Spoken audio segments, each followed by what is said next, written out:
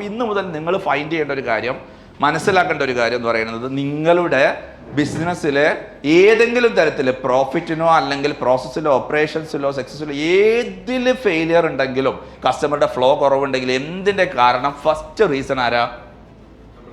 നിങ്ങൾ തന്നെയാണ്. ഒന്ന് എഴുതി വെക്കാൻ പറ്റുമോ? എൻ്റെ ബിസിനസ്സിലെ എല്ലാ ഫെയിലിയേഴ്സിനെയും എന്ത് കുറവുകളുണ്ടെങ്കിലും അതിൻ്റെ കാരണം ഞാനാണ്. അതിൻ്റെ അടിയിൽ ഒന്ന് ഒപ്പിടും ചെയ്യും. കാരണം ഇത് നിങ്ങൾ മാറ്റാൻ പാടില്ല. അപ്പോഴേ നമുക്ക് ലേണിംഗ് നടക്കുകയുള്ളൂ.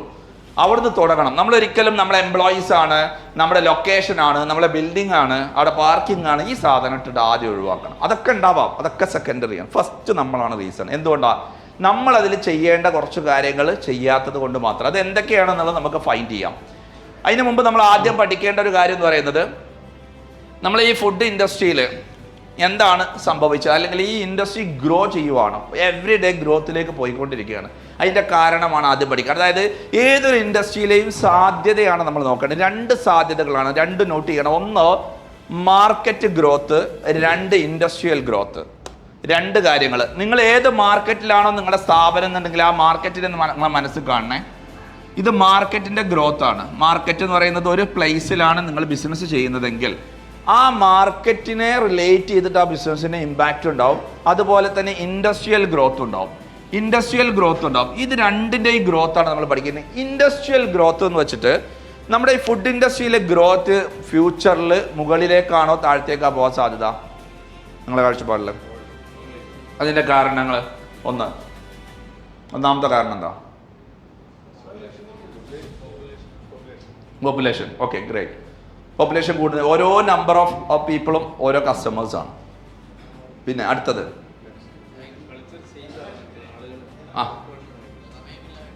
സമയമില്ലായ്മ. ടൈം വലിയൊരു വിഷയമാണ്. അതുകൊണ്ട് ആൾക്കാർ എന്ത് ചെയ്യും? ഭക്ഷണം പുറത്തുനിന്ന് കഴിക്കും. അതായത് നിങ്ങൾ ആലോചിച്ച് നോക്കുക, പണ്ട് കാലങ്ങളിൽ മനുഷ്യന് ഏറ്റവും കൂടുതൽ സമയം ഇൻവെസ്റ്റ് ചെയ്തിരുന്നത് ഭക്ഷണം കണ്ടെത്തുക, പാകം ചെയ്യുക, ഇതായിരുന്നു അല്ലേ?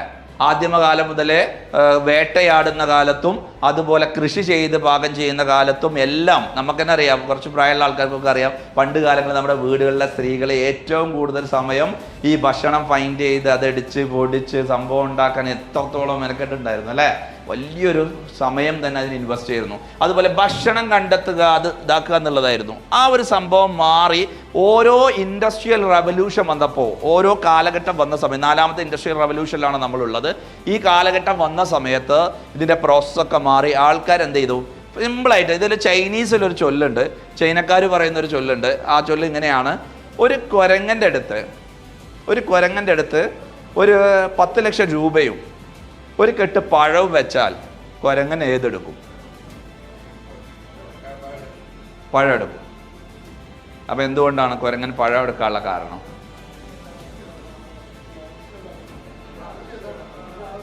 അങ്ങനെയാണെങ്കിൽ ആ 10 ലക്ഷം കൊണ്ട് 2 ലോഡ് പഴം മേടിച്ചുകൊണ്ട് കഴിച്ചൂടെ? Yes, very good. പണം കൊണ്ട് പഴം വാങ്ങാൻ കഴിയുമെന്ന് കുരങ്ങൻ അറിയില്ല എന്നുള്ളതാണ്. ഇത് കുരങ്ങന് മനസ്സിലായി. കുരങ്ങൻ എന്ന് പറഞ്ഞാൽ നമ്മളാണ് കേട്ടോ. കുരങ്ങൻ എന്ന് പറഞ്ഞാൽ നമ്മളാണേ. നമ്മുടെ ഈ ഭക്ഷണത്തിനുണ്ടാക്കുന്ന ആ സമയം ഉണ്ടല്ലോ, 10, 12, 20 മണിക്കൂർ നമ്മൾ ആ എഫേർട്ട് എടുത്ത് പൈസ ഉണ്ടാക്കാൻ എഫേർട്ട് എടുത്ത് ആ പൈസ കൊണ്ട് ഒരുപാട് ഫുഡ് വാങ്ങാൻ പറ്റുമെന്ന് കുരങ്ങനായിട്ടുള്ള നമ്മൾ തിരിച്ചറിഞ്ഞപ്പോഴാണ് നമ്മൾ എന്ത് ചെയ്തത്? അതിനും എല്ലാം മെനക്കെടാതെ, അതുകൊണ്ട് ആ കൃഷിയിൽ നിന്നൊക്കെ ഇൻട്രസ്റ്റ് മാറിയിട്ട് ആൾക്കാർ എന്ത് ചെയ്തു?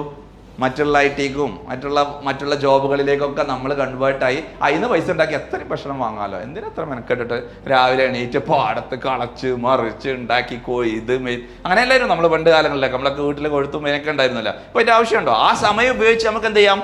അതിലേറെ ക്യാഷ് ഉണ്ടാക്കാൻ പറ്റും. ആ ക്യാഷ് കൊണ്ട് ഇഷ്ടം പോലെ ഫുഡ് വാങ്ങാനും പറ്റും. സോ അപ്പം ഈ തിരിച്ചറിവ് ഉണ്ടായതോടുകൂടെ മനുഷ്യൻ മറ്റേലേക്ക് മടങ്ങി പോവോ? അതായത് ഇനി ആദ്യത്തെ ഭക്ഷണം കണ്ടെത്തുക എന്നുള്ളിടത്തായിരുന്നു. കുക്ക് ചെയ്യാന്നുണ്ടായിരുന്നു. നമ്മൾ കുക്ക് ചെയ്തിരുന്നു, ഭക്ഷണം മേടിച്ചിട്ട് കുക്ക് ചെയ്തിട്ടുണ്ടായിരുന്നു അല്ലേ? പണ്ടൊക്കെ നമ്മൾ കടയിൽ പോയിട്ട് സാധനങ്ങൾ മേടിച്ചിട്ട് കുക്ക് ചെയ്തിരുന്നു. ഇനി കുക്ക് ചെയ്യുന്നതും ബുദ്ധിയല്ലെന്ന് മനസ്സിലായി. കാരണം ഒരാളൊരു ഭക്ഷണം മേടിച്ചിട്ട് വീട്ടിൽ കുക്ക് ചെയ്യുമ്പോൾ കാൽക്കുലേറ്റ് ചെയ്ത് നമുക്ക് മനസ്സിലാവും ഫുഡ് കോസ്റ്റ് ഭയങ്കരമാണ് അല്ലേ? ഫുഡ് കോസ്റ്റ് ഭയങ്കരല്ലേ? വീട്ടിലെ ഫുഡിൻ്റെ കോസ്റ്റ്, ഒരു ബിരിയാണിൻ്റെ കോസ്റ്റ് എത്രയാവും? 5 പേർക്ക് ഒരു ബിരിയാണി വെക്കുകയാണെങ്കിൽ, വീട്ടിൽ നിങ്ങളെല്ലാവരും റെസ്റ്റോറൻറ്റ് ഓണേഴ്സ് ആണല്ലോ, 5 പേർക്ക് ഒരു ബിരിയാണി വെച്ചാൽ ഒരു ബിരിയാണിക്ക് എത്ര കോസ്റ്റ് വരും വീട്ടിലാണെങ്കിൽ? നിങ്ങൾ ആ വെക്കുന്ന ആളുടെ കൂലി കൂട്ടിയിട്ടില്ലേ അല്ലേ? കടയിലാകുമ്പോൾ പിന്നെ അത് ഫ്രീ ആണല്ലോ അല്ലേ? ആ കിച്ചണിൻ്റെ റെൻ്റ് ഒന്നും വേണ്ടേ? പ്ലേറ്റിന്റെ ഡിപ്രീഷിയേഷൻ വരണ്ടേ? കറണ്ട് അവിടെ ഉപയോഗിച്ചിട്ടില്ലേ? ഗ്യാസ് ഇല്ലേ? നിങ്ങൾ റൈസ് ഒന്ന് മാത്രം കൂട്ടല്ലേ? അതിലാണ് കൂട്ടി ഒരാൾക്ക് എന്തായാലും കൂലി കൊടുക്കണമല്ലോ, രാവിലെ തൊട്ട് ഉച്ച വരെ ജോലി എടുക്കണമല്ലോ ബിരിയാണി വെക്കണമെങ്കിൽ. എന്തായാലും ഹോട്ടലിനേക്കാളും കോസ്റ്റ് ആണ് അല്ലേ? ഇത് ഒരുവിധമുള്ള ആളൊക്കെ കാൽക്കുലേറ്റ് ചെയ്ത്. രണ്ടാമത്തെ ഏറ്റവും വലിയ പ്രശ്നം എന്ന് പറയുന്നത് ടൈം കൺസ്യൂം ആണ്. അതാണ് ഏറ്റവും വലിയ. ടൈം ഈക്വൽ ടു മണിയാണ്, സമയം ഈക്വൽ ടു മണിയാണ്. പൈസ അതിലേറെ ഉണ്ടാക്കാൻ പറ്റും ദിവസം കിട്ടുവാണെങ്കിൽ. അപ്പോൾ ഓരെന്തായാലും കാൽക്കുലേറ്റ് ചെയ്യുമ്പോൾ നേരെ എന്ത് ചെയ്യും? ഏറ്റവും ബെസ്റ്റ് കോസ്റ്റ് ബേസിലും ടൈം സേവിങ്സിലും രണ്ടിലും ബെസ്റ്റ് ചോയ്സ് ഏതാ? ഹോട്ടലാണ്, റെസ്റ്റോറൻ്റ് ആണ്. ഇത് ചൂസ് ചെയ്യുന്ന ആൾക്കാരുടെ എണ്ണം കൂടല്ലേ ചെയ്യുള്ളൂ. അപ്പോൾ നമ്മൾ ന്യൂജനൊക്കെ എന്താവും? ഇത് സെലക്ട് ചെയ്യാൻ തുടങ്ങും. നമ്മൾ സെലക്ട് ചെയ്യുമെന്നുള്ളത് ഞാൻ പറഞ്ഞിട്ടില്ല കേട്ടോ. ഇനി അത് വിചാരിച്ചിട്ട് നിങ്ങൾ നാളെ രണ്ടാമത്തെ കട തുടങ്ങണ്ടേ, രണ്ടാമത്തെ ബ്രാഞ്ച് പെട്ടെന്ന് ഓടിപ്പോയി തുടങ്ങേണ്ടത് കേട്ടിട്ട്. കാരണം നിങ്ങളെ സെലക്ട് ചെയ്യുമെന്ന് ഞാൻ പറഞ്ഞിട്ടില്ല. നിങ്ങളെ സെലക്ട് ചെയ്യണോ വേണ്ട എന്നുള്ളത് അത് വേറെ കസ്റ്റമറുടെ ചോയ്സാണ്. അതിലേക്ക് പോകണമെങ്കിൽ കുറച്ച് പണി നമ്മൾ എടുക്കാനുണ്ട്.